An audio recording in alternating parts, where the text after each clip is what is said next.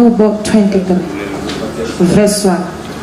uJehova ungumalusi wami, angikweswela.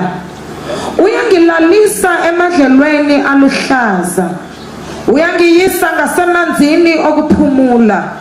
Ubuyisa umphefumulo wami, uyangihola ezindleleni zokulunga ngenxa yegama lakhe. Ake sithi ngenxa yegama lakhe. Khona sisothulile anombethe kahle njani. Asiphinde nasathula manje sengemphakamisa asho yedwa. Asithi ngenxa yegama lakhe.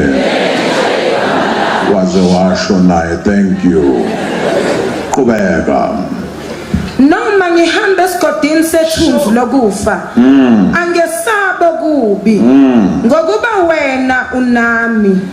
Intonga yakho nodondolo lwakho ziyangiduduza. Ulungisa itafula phambi kwami ebusweni bezitha zami. Ugcoba ikhanda lami ngamafutha, indebe yami yachichima. Impela ukuhle nomusa kuyangilandela imihla yonke yokuphila kwami. Ngiyakuhlala endlini kaJehova kuze kube phakade. Thank you. Yizwi lenkosi leli bandla lonke lizothi amen. Yesi sigcina ngalo Genesis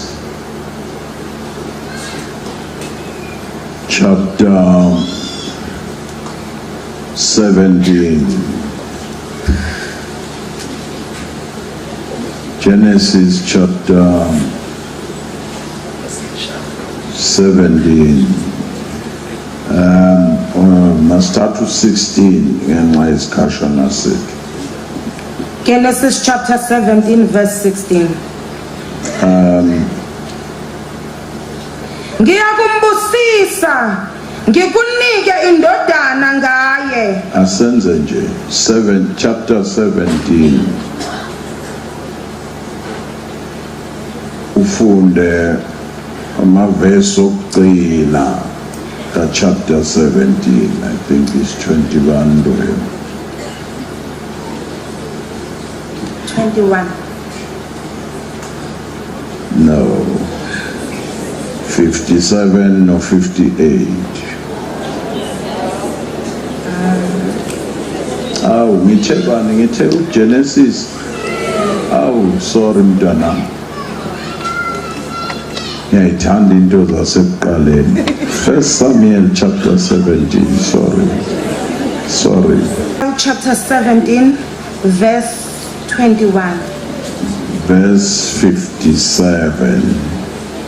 Verse 57. No, 58. Wona lamabili nje kuphela. uDavide esabuya ekubulaleni umFilisti, uAbneri wamthatha wamisa phambi kukaSawuli ephethe ikhanda lomFilisti esandleni sakhe. Verse 58.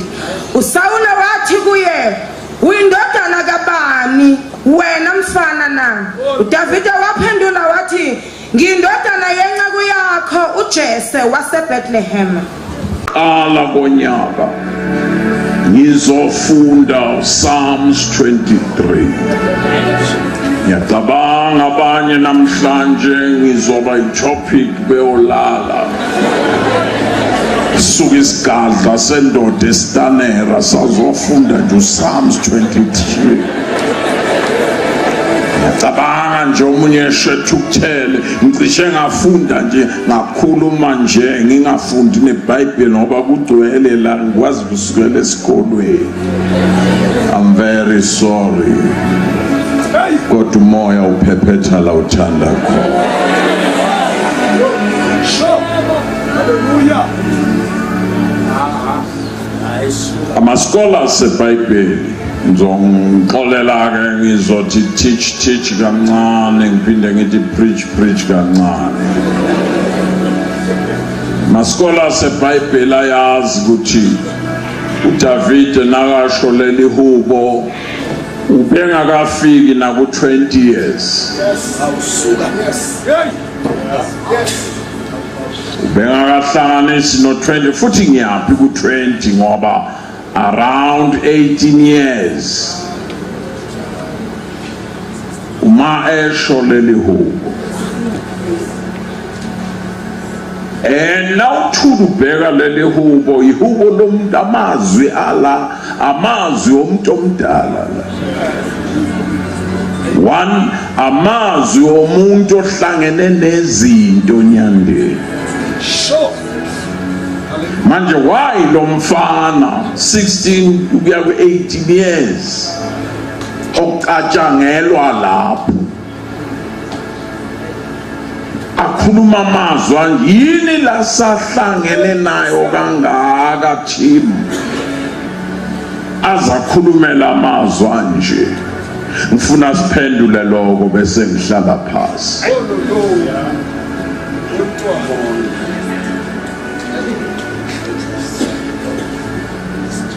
Ubani uDavid umesikhathi besivuma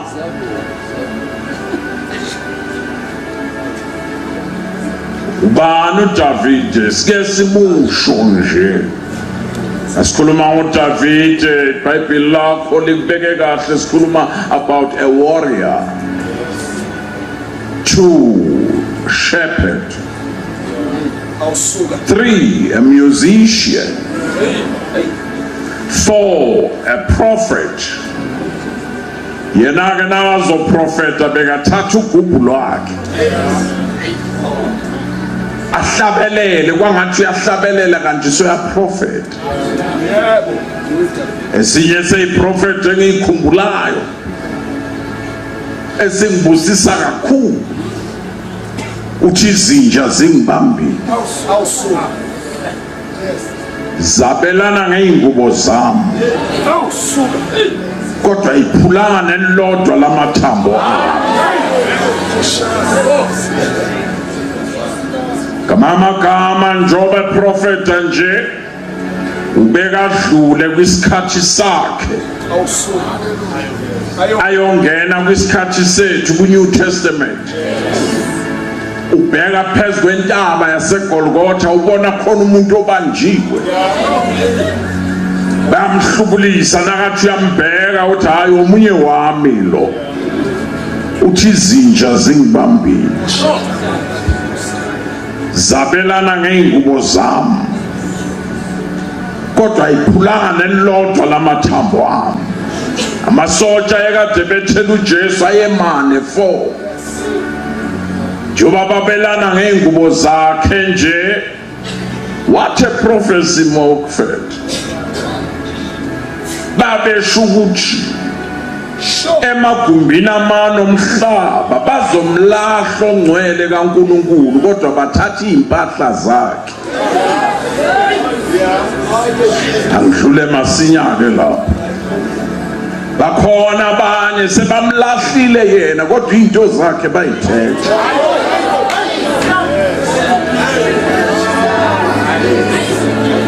Sanibonani Njumeyelo. Izinja zingibambile. Inkosi yami. Angidlule prophet. Okunye okulandelayo ngoDavid ubani uDavid ngakhohlwa esina.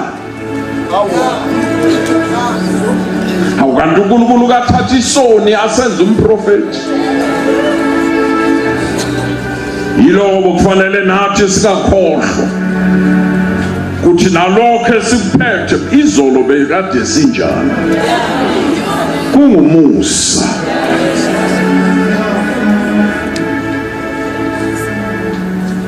Bani David a type of Christ. Yes. Yena no Christ khona izinto ezithi mayifane.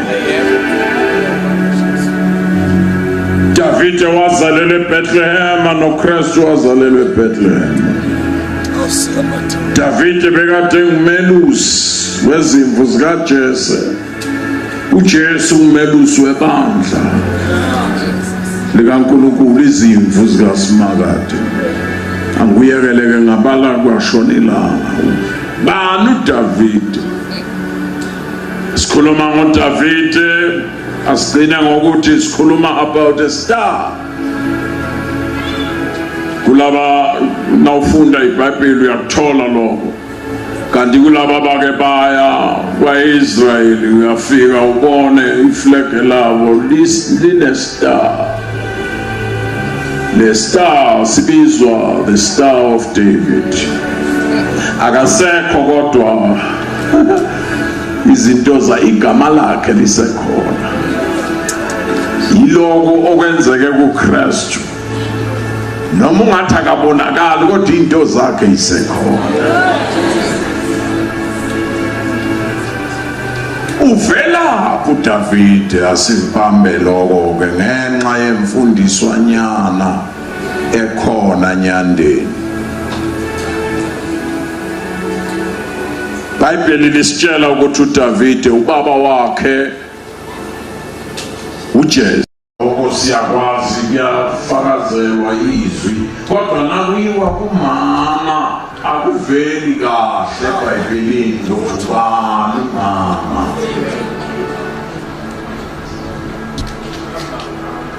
Ingakho abanye sebathatha ama-chance tshela umakhelwane bathatha ama-chance khona bathi mntwana uDavide ubaba noma ngathiwa uJese kodwa eqinisweni akuyena uJese. David uJese wabamba iBenet should khona wakhahlela ibhola wakabona kwabamba uJese. Kulezi nsuku bengikhuluma noNdaba nje kunencwadi ephumile lotsho umunye ihamba njengamagwinya ashisayo ukuthi uDavide noko umama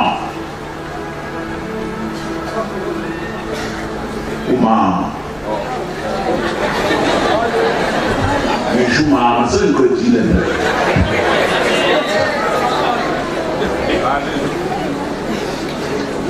Nawufunda iBhayibheli lakho onke amadoda kwa-Israyeli mofethu angolibheka nje ungafundeli kwehlaya abantu uzondle wena. Onke amadoda kwa-Israyeli umesemadala indoda uyizwa ithi ngiyagodola ngalanda izingubo lokuyimbesa isho phezu kwamadadana ithi ngiyagodola. Bese kwaziwa-ke uma indoda inganayo uDavide ebudaleni bakhe wake ngiyagodola. Bekwaziwa-ke uma indoda nasindala nayithi ngiyagodola ngokulethwa ingubo enamehlo amabili. Enamehlo amabili iphinde ibe amabili.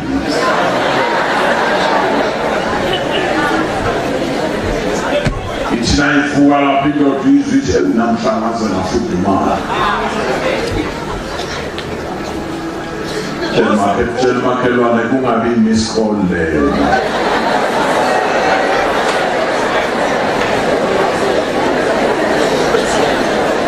Mina uGumbi GUMBI engikholelwa yikho. Angikholelwa yo number 1. Angikholelwa nayo okunye okuningi. Naku engikholelwa yikho. Engicabanga ukuthi abaningi na ungahamba uloku phenya ufuna uzawuhlangana nayo. Ebudaleni bukaJese wayengasavakasheli la ekhaya, kodwa kunomama wayejwayelene nomkaJese, lo sisi wayesemncane lo. Kwahamba indoda yakhe yathi nayilahleka indoda ihambe emhlabeni, wasala engumfelokazi. So wayejwayeleke la ekhaya, njengoba beza la ekhaya wayesizwa umkaJese. Noma uJese imvuselelo yayingasekho la ekhaya, kodwa nakufika ngo-6 uJesu wayemangala kwaba nemvuselelo la kuyo emangaza enkulu imvuselelo.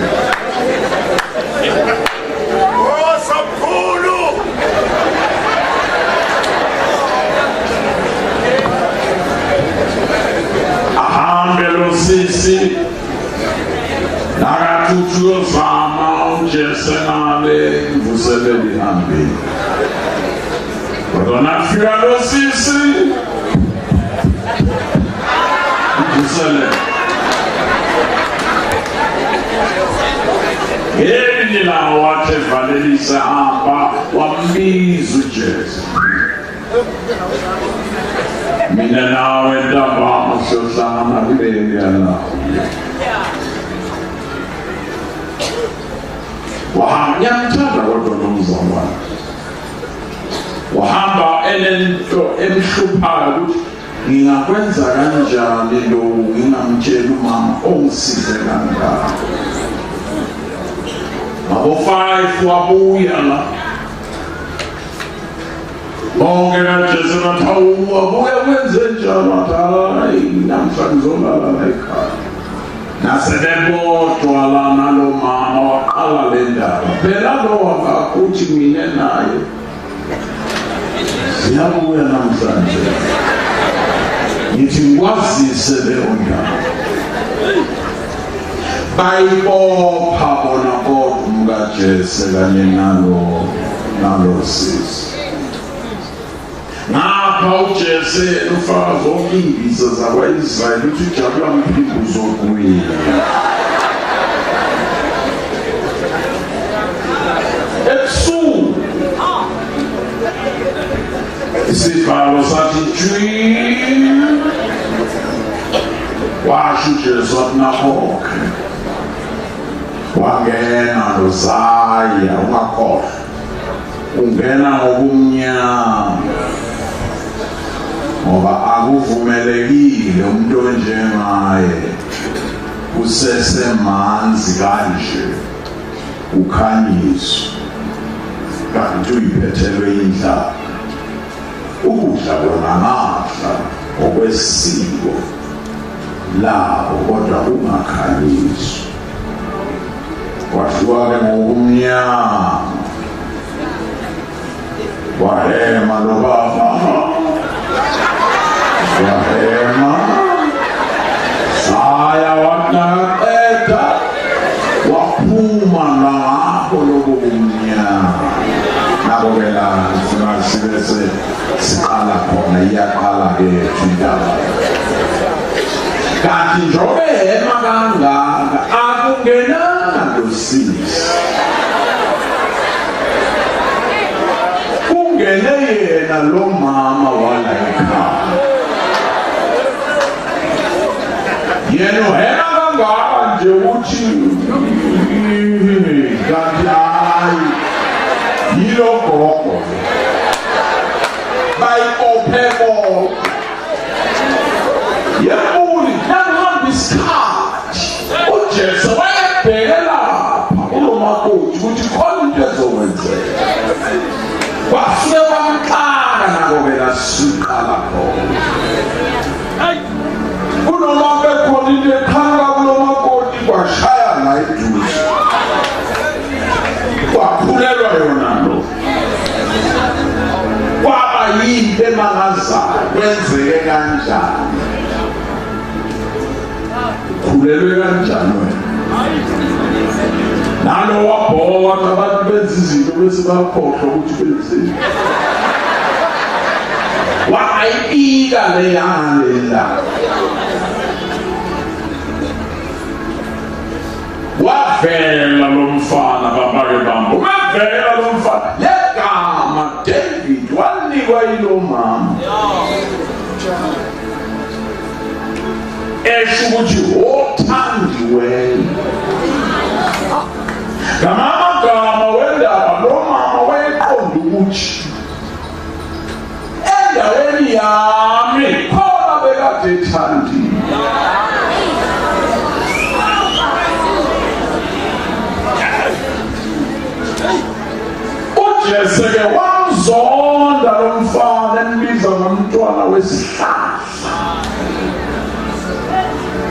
Singane yami asiyishaya isitembu kwembulo. Uthi wena wezwa yini ekhona amadoda amakhulu 7 yawo kuyothatha lo mfana bewuyena oyolusa izinto. Ekhona amadoda amadala. Number 2, ngokwesiko laba-Israyeli awulisahamba nami kodwa akekho izandla basekhona awukanti nikhona impela. Ngokwesiko luka-Israyeli awuyithathi izimvu ungumelusi uyoyifaka la ungahambanga khona wena melusi. Izimvu uyayivalela bese kuthi ngabo-2 ekuseni uphume wena melusi uyohamba kulelo dlelo ozofaka izimvu khona. Manje ngikhuluma nabafundisi bengizokuqiniseka. Awukwazi ukuyofaka ibandla kusasa endaweni ongazange uyihambe wena.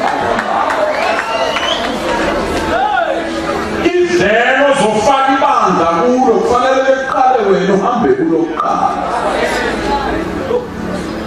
UDavide bekunesinjalo bokuvuka uJese ekuseni emfana namhlanje uzolusa makuleli yahlathi. Njalo nakamkhomba umkhomba ngasemahlathini. Inhloso why? Ufuna kuphuma izilwane zibulale lo mfana ngoba uhlushwa yinto ukuthi akusingane yakhe le.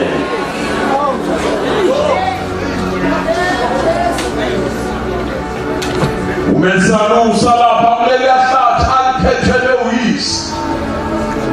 Kuduma amabhele la. Aphuma amabhele. Aphume abone lo mfana nomhlambi ezagijima amabhele. Nakatheza kulo mfana naseduze abone isandla sikaJehova siphezu kwalo mfana.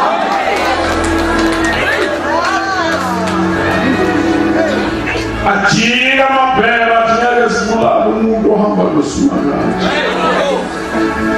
Ngiyabona nyandele elinye ibhele lithi sengigijime kangaka. Ungasazi lutho. Livele libambe la emhlanjeni.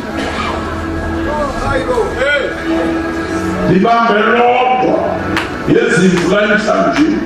UDavide aphinda aye kule bhele. Ayobulala ibhele phambi kwamanye amabhele. Amabhele abukele umuntu ebulala ibhele. Lithi lingafa ngiyawabona amabhele ehamba ethi naye bekayaphi usukele kuNkulunkulu.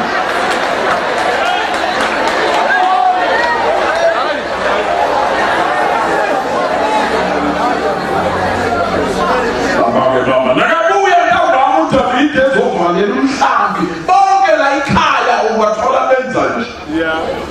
Bakhuluma into yodwa ubuyile. Ubuyile. Ilento enyandele yamenza uDavide wathi ngcono ungasakhulumi ukuthi ngihlangana nani. Kusho ukuthi vele ngifakwa ngabomu bafuna ngife.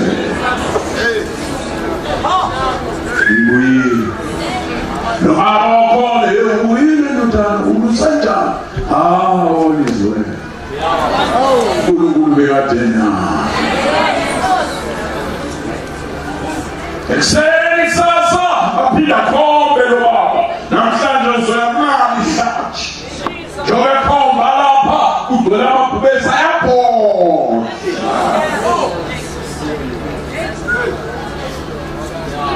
Aphuma amabhubesi ebona lo mfana nezimvu. Kube yiso sona leso nathi agijimeza kuye athola isandla sikaJehova jila amabhubesi.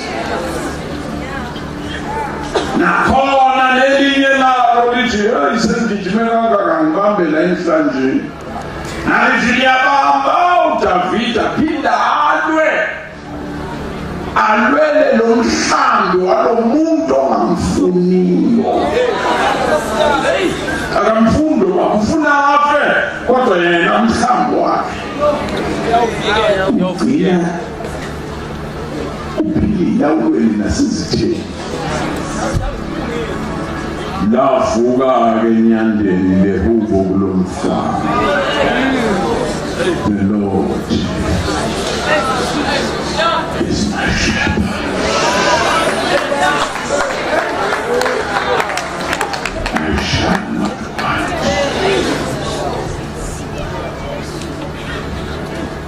Athi abuyisa umphefumulo wami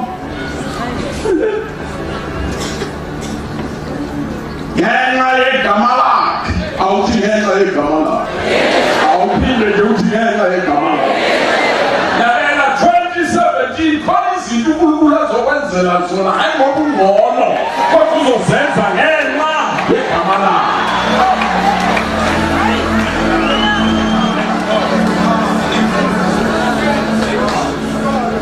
Adlula besiya profeta njengoba ngishilo wathi umprofeti athi uyandlala itafula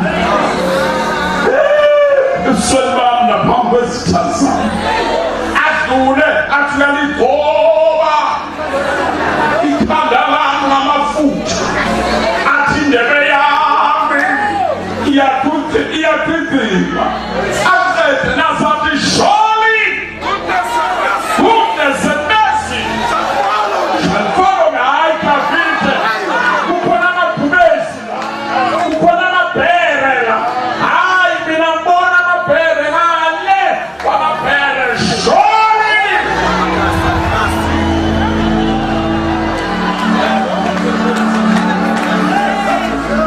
I'm very sorry ukuthi mntwana ngingakhulumi nawo bonke abantu la.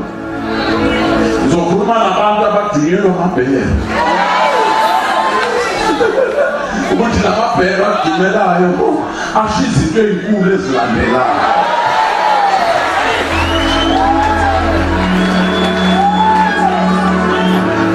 I'm very sorry ukuthi nizoshunyezwa umuntu ongathi uyabanda, kodwa ozoprofetha kubantu ababili la.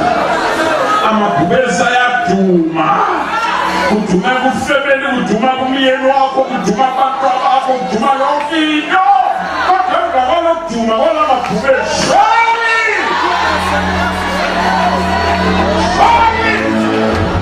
goodness and mercy shall follow me.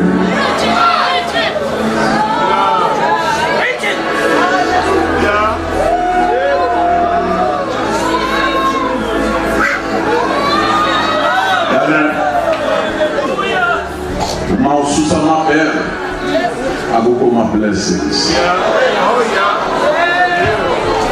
Maususa mabhubesi akukho ma blessings. Yekela lezi nhlamba ikhuluma ekhuluma naye.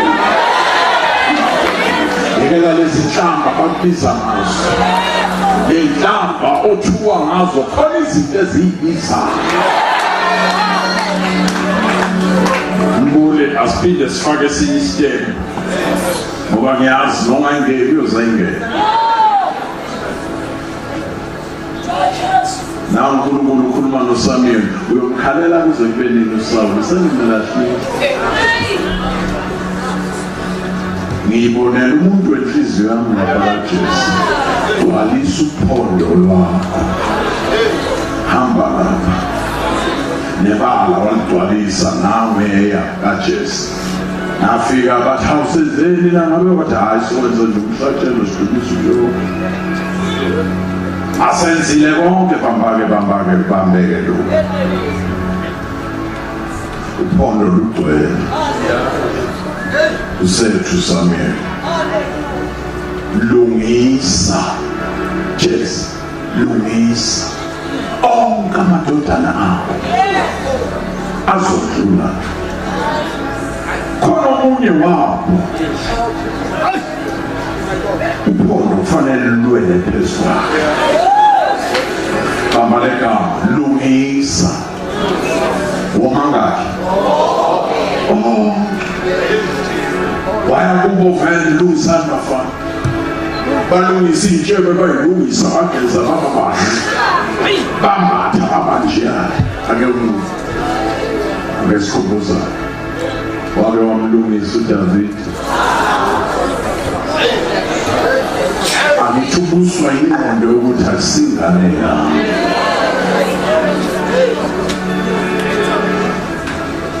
Uphondo lugcwele. Bangena. Wangena oqala wathengena efaneleke ebuhlisa itshebe ila. Phezu kwesikhawu. Wathengena yambona uJehova ethi dlulisa lona.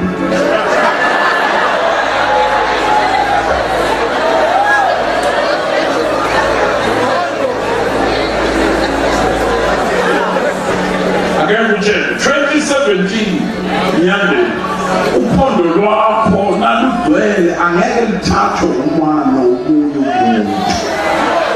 Uphondo lwakho olwakho. Angena esini yabona uNkulunkulu adlulisa lonto. Esithathu esini uNkulunkulu udlulisa lonto. Hayi urindiwe nathi basuthu kuyambona. Akuwasutha ayifite into yayo. Ayifite into yayo. Ayifite into yayo. Bangena wesikhombisa wokugcina wathi ngeke lumuza nje wakukulura ampakise afike yeye.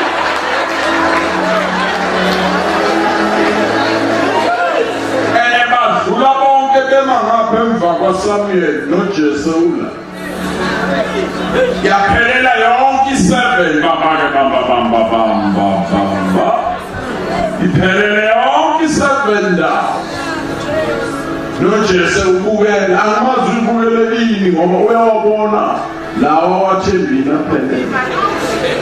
Sekuze kubuza umprofeti. Baphelele yini? Yena kodwa sokhona umuntu ongakukhumbuza ngamadodana anengxaki le akasekho omunye la ngiyizwa by the way akukhona omunye la uyafuna uNkulunkulu abusise eNtshukumeni. Yekela abantu abanezinto badlule. Yiba omunye nje.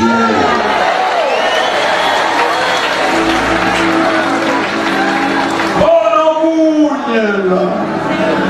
Uthi umuntu kaNkulunkulu ngeke simuke naye angakadluli la. Hambani yombiza, bagijima bayombiza. Samuel. David. Kuyafuneka yebafowethu. Namhlanje siyaduma kakhulu. Amaphesi apha. Amabhero yapha ngisazi kwenze njani. Sokhala nayo uqobo. Zihlasele uyazi uphondo lwakho nalugcwele. Zihlangana zonke ziduma zonke.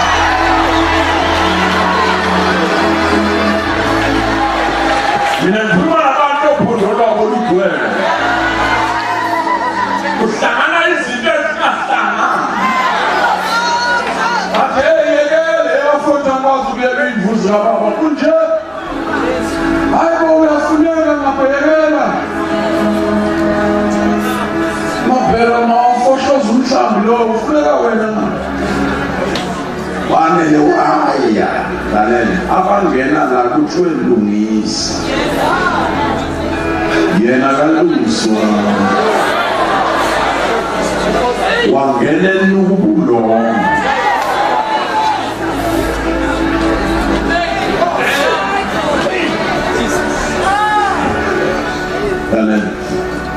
Khona amanye amaphuma abizela iphondo lwakho. Isikolo khona amanye. Before angena kwangena iphuma.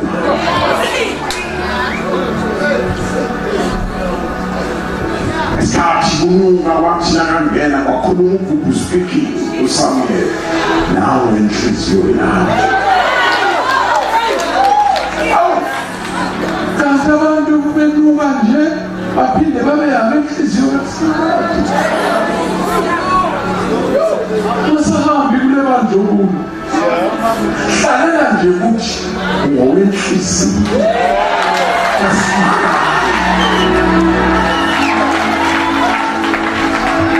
bengishuthi nehlala noma bengakuniki ipulpit vele awuzange kupulpit usebujesu lwaphakama uphondo ngesikhathi bemgcoba into engimangazayo mntwana ubheke lapho iBhayibheli bese uyangisiza nami into engimangazayo ngesikhathi bemgcoba uDavide futhi kwenzakalani lutho sikhathi kwehla amafutha phezulu abantu ababemangala yilabo abadlulela abangalitholanga ubona nyababona bekhuluma njengabantu bakithi kwaZulu yemfethu awunangekhoda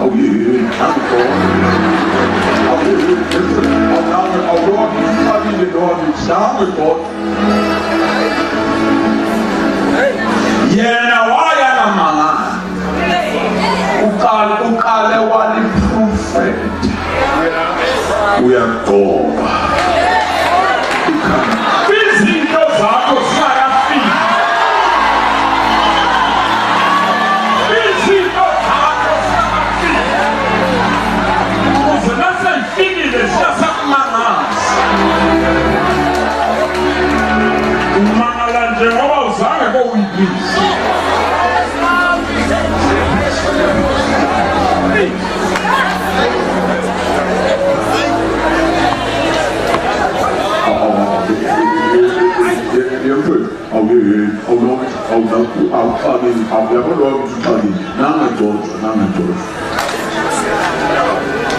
wadliwa ngesikhathi kudliwa uDavide uthi ngenzeleni nje isiphuthelwane kubi ngalezi ndlela phela kuxotshowe nabo futhi isalamisa nje ngizobheka izimvu zami thembeka kulo muntu okhonza kuye kuze kuzwele kuye wabuyela ezimvini hawu ndaba sikhuluma iqiniso makwakunguwe sowudotshiwe awungeke usaya ezimvini wawuyoya kuSawuli usahleleleni semdotshiwe kodwa lo mfana wabuyela ezimvini wathi efika izimvu zakhuluma zodwa namhlanje siluswa nge-anointing besiluswa kuduma amabhere since siluswa kusuka namhla amabhere namabhubesi aqoshwe ugcobo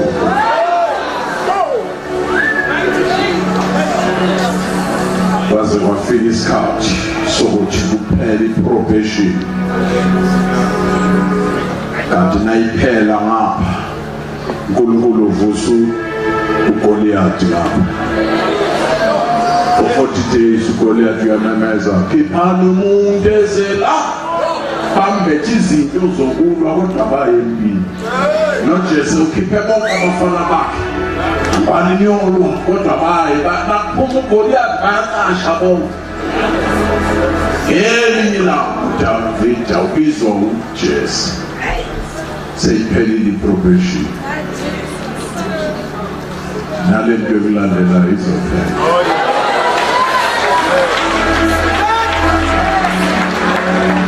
makhelwane nalento ekulandela i-40 days yayo liyeza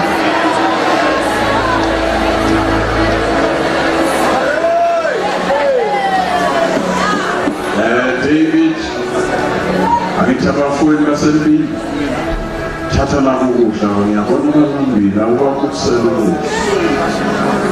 ngathi nakhuluma nabafundisi kaMama uJesu akanandaba ukuthi ugcotshile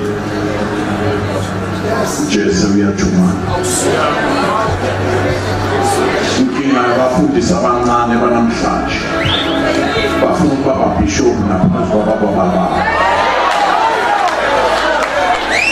ubaba uyathumana akanandaba nogqobo lwakho ugqobo lwenu solunenze nalimala nangaphansi kwama singahlala nenza Jeni makhelwa uJesu uyathumana uJesu akanandaba ukuthi ugcotshwe kangakanani fanele ukwazi lokho ya spiritual father uzohlala ngibaba kanandaba nogqobo lwakho nakangena isitulo sikalungisama uvela bize wena ungumfundisi lungisa lesesitulo bese uyaqala abantu ababona ingcotsho kangaka ngayolumfitolo ihasha yini ubaba lothi lungsisitulo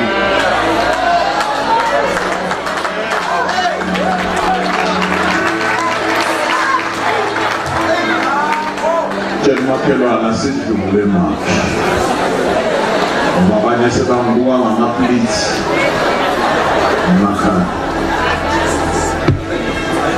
bathatha umfana isini khaftini nakafika lapho nedefika le profethi nakukudla waphuma uGoliathi khiphana umuntu babaleka phambi kwakho uDavid khiphana umuntu uDavid athi awu Kazolile bafowethu yini enzakalayo naye into engicela ukuthi sigcine ngayo engibusisayo yizwe uDavid uthi anganikwani umuntu ungabulala bafowethu bathi uqalile yayiphakamisa yaphapha ephiphopu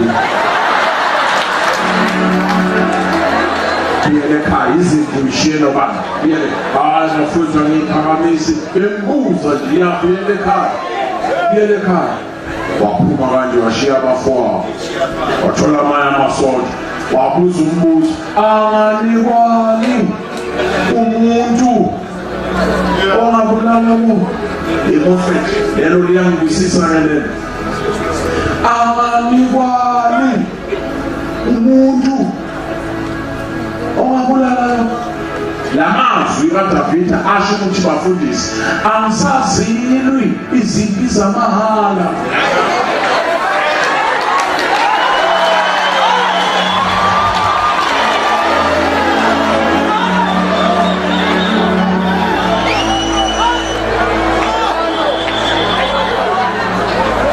stop ukulwa izimpi ezingabhadala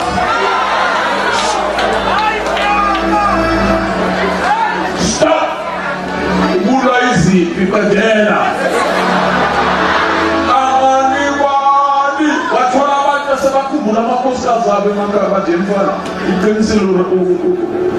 qiniseka lento kuma udlala nginawudlala anganikwani bathi wadlala wazala asenkosini bafika enkosini Saul sinomuntu la nangumfana khuluma umfana anganikwani ngiyangusisa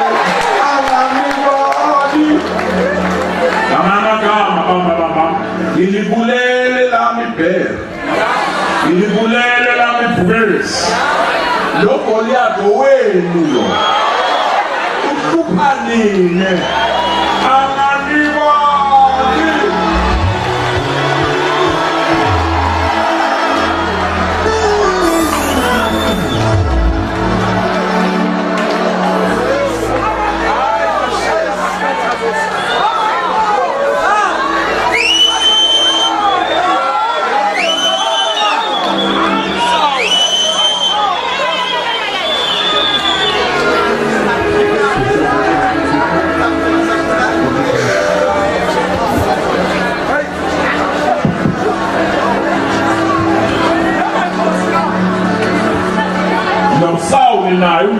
izimpi umbethi izingubo zokuya empini kodwa akayi empini. Abesephendula lo mfana akusi ukuthi singamadwana lo muntu kudala lona athi sakhe kube uDavid athi kahleke mina ngikulela ibhubesi la nakulela nebhere la angane kwami nakulela wanele wezwa lokho usawa wamuzwa ngodlebe wakhipha lakhe ibhanji asitsho mfana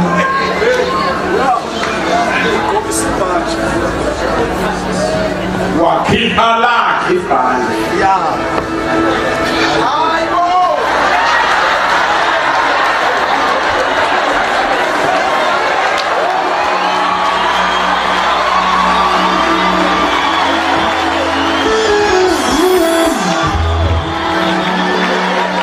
lalela ngesikhathi uSawuli wembesa ibhanti lakhe uDavid akenzanga ngathi uyayijonga hayi Nkosi hayi angisho lapha wathi nakakhipha lakhe ngiyambona uDavid ethi okay kusho nangibulala le ndoda uNkosi sokuza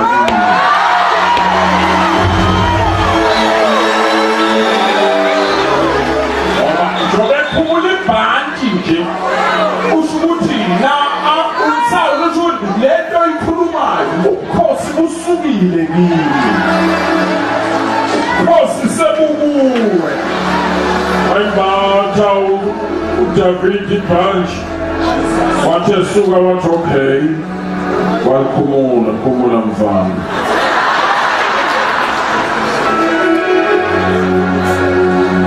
Bambele sengisizwini isiprofeti akombambele until inyolwa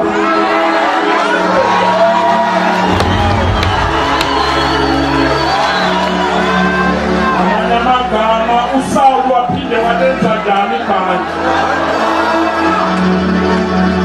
ngamanye amagama sogoka ibhanti aziyo ukuthi sengibambele omunye umuntu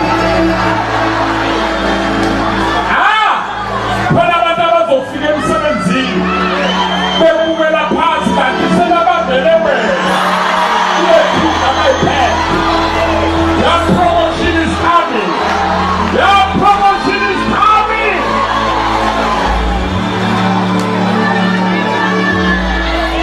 Then when Zelika Yota, don't waste your time ukuthi izinto ezingabhadala.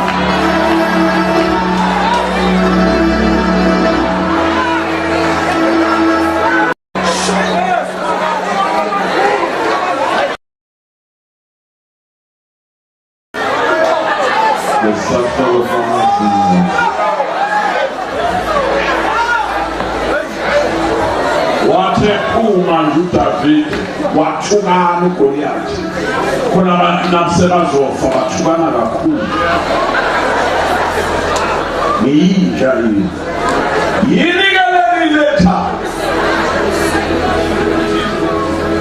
lelo ngoyinika inyoni zezulu ayithulela uDavid wathi wafika emfudlaneni wathatha amatshe amahlanu amane wawafaka esikhwameni sesilindi elilodwa walifaka la kwayima ekhuluma wena uza kimi ngenkemba nezazeze nemikhonto nayo mina ngiza kuwe ngegama likaJehova uNkulunkulu uSabaothi umnikazi walempi oyidelelile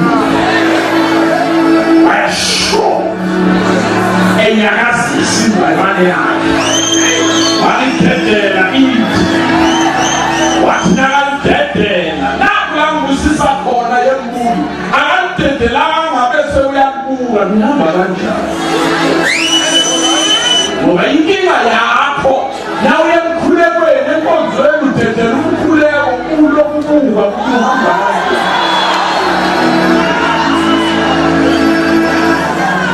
kodwa wadedela waphinde walandela izinto ey'dedela ngokukholwa emkhulekweni zilandela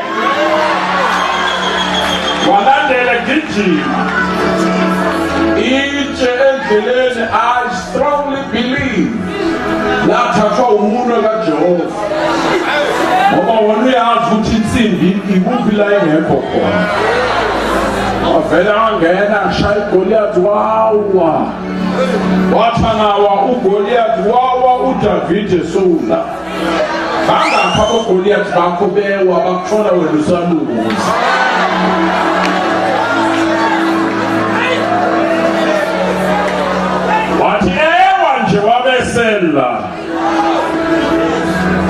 wathatha yakhe inkemba wasusa ikhanda waliphakamisa akagijima uIsrayeli ngiyababona laba bakubo baqala futhi awemfowethu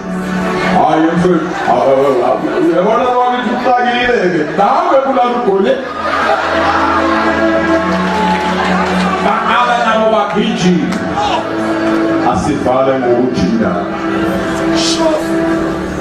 ngesikhathi beqedela amaFilistina yena wehla nekhanda ikhanda kalishiya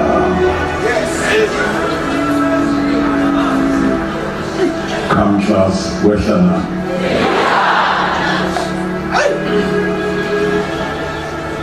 yambone ekamereni lakhe akayawulala ebeka lekhanda yambona elibuka thimutshelile vazijifa la avuke ekuseni athathe lekhanda into eyenza amakhosikazi onke akwa-Israyeli amemeze ahlabelele Saul ubulele inkulungwane kodwa lo ubulele ishumi lenkulungwane ngoba babona lo mfana nakahamba ulokuphethe lekhanda uthi uSaul ubulele nduna ndodana kabani le obani lo mfana zokhumbuza abafundisi fanele ube nayo ubaba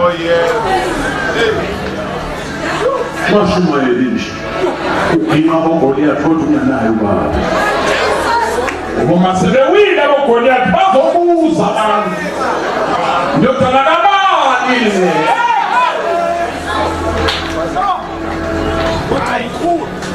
buza induna ethi amazi hayi ngoba ingamazi yayisabela isitulo sayo sokunduna ukuthi kusho ukuthi umfana esithatha lesitulo sayo Kotha bombiza weza wombiza wakhuphuka waya kuSaul uphetheni bazalwane noma yakuSaul usaphethe ikhanda uyindodana kabani wachaza yenceku yakho uJesu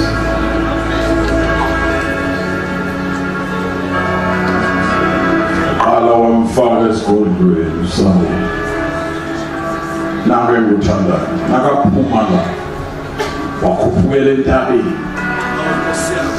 khona intaba akhuphukela kuyo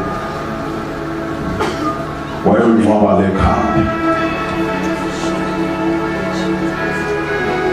kanti njengoba engcwaba lekhanda kule ntaba le ntaba seyizobizwa ukuthi intaba yekhanda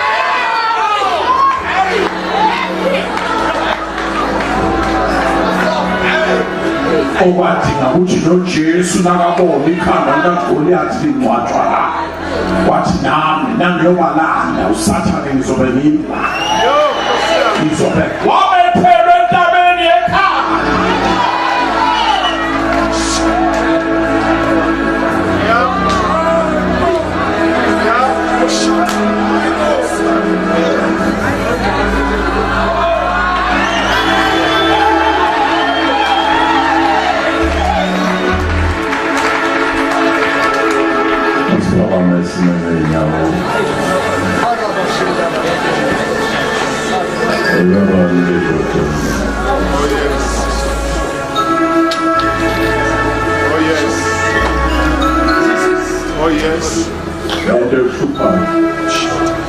unyaka lo ukuthi khuphuka nale ikhanda lalesithi siyanalo kule ndawo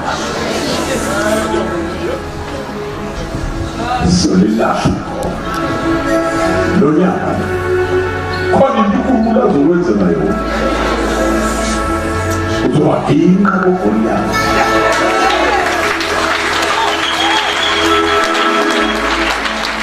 unini usaphane yabona wena ubaleka kodwa namhlanje uyajika ngeke aphinda abone umhlalo wakho kodwa namhlanje uzomfeyisa ngqo bese uthatha ikhanda lalezinto abathi ziyakuhluka asuzivulele uyena betabeli ekhanda ngoba lo unyaka wakho lo unyaka wakho lo unyaka wakho lo utshela umakhelwane unyaka wami lo unyaka wami lo unyaka wami lo unyaka wami lo unyaka wami